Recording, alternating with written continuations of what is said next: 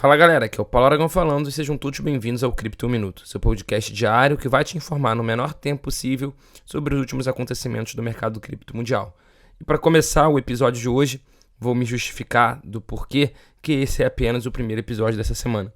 Como vocês podem perceber, a minha voz ainda não está 100% e isso já está muito melhor do que estava nos últimos dias. Então é por isso que a gente fez essa pausa forçada.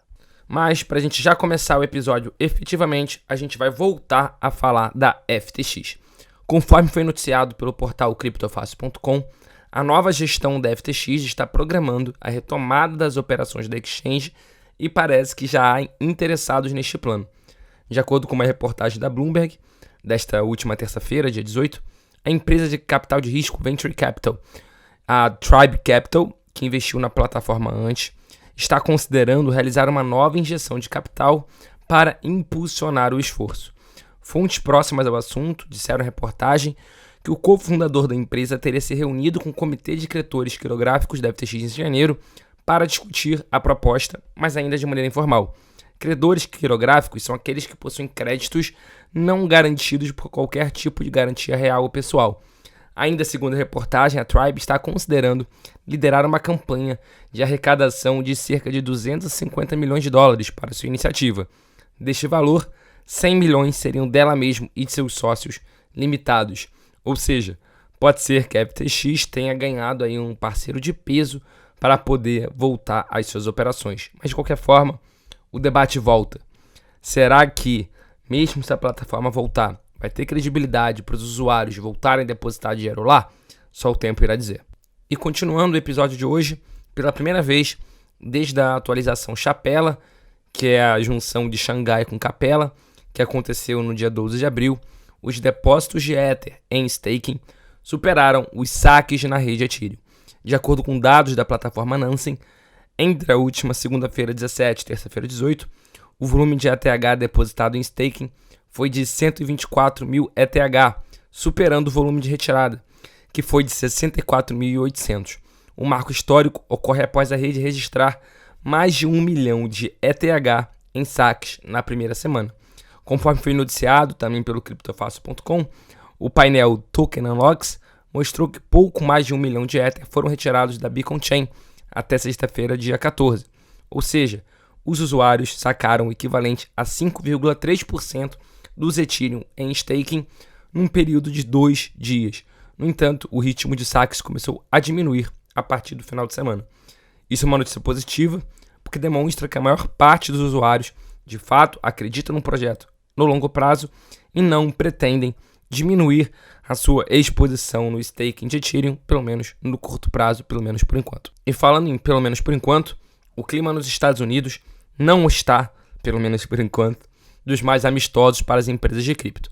Após a Comissão de Valores Imobiliários do país, a SEC, acusar a exchange de cripto Bittrex de operar uma bolsa de valores, corretora e agência de compensação nacional sem registros, a Coinbase, a maior exchange dos Estados Unidos e listada na Nasdaq, se pronunciou.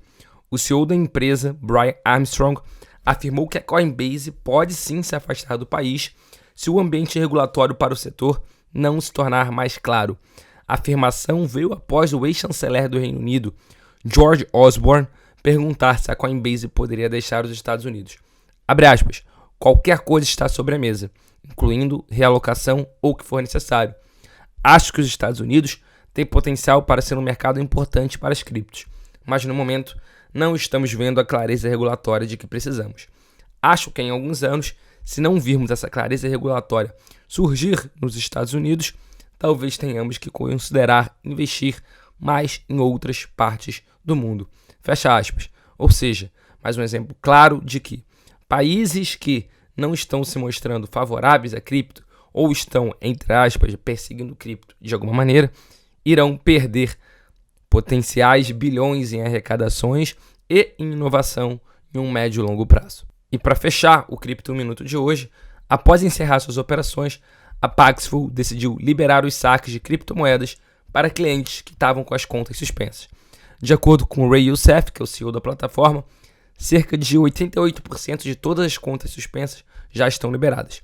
Com isso, A Paxful liberou $1 milhão dos fundos dos clientes e todo mundo. A empresa aumentou sua atividade, sobretudo na América do Sul, em El Salvador e no Brasil. Dessa forma, os clientes globais da Paxful, que porventura estavam com as contas bloqueadas, já podem fazer os seus saques. No entanto, o CEF observou que não poderia descongelar os 12% de contas restantes, já que essas contas estão sob o controle dos reguladores dos Estados Unidos e apenas as autoridades do país poderão definir o destino dessas contas. Abre aspas, se sua conta ainda está congelada, sinto muito, mas não tenho poder para descongelar esses fundos e eles estão na mão dos reguladores dos Estados Unidos. Não tenho acesso e nunca tive acesso aos fundos de clientes. Esse foi o Cripto Minuto de hoje. Muito obrigado pela sua companhia, pela sua paciência. Peço desculpa novamente pela voz, mas eu prometo que amanhã já deve estar pelo menos um pouquinho melhor. Muito obrigado novamente pela sua companhia e eu já tenho um encontro marcado com vocês aqui amanhã. Valeu!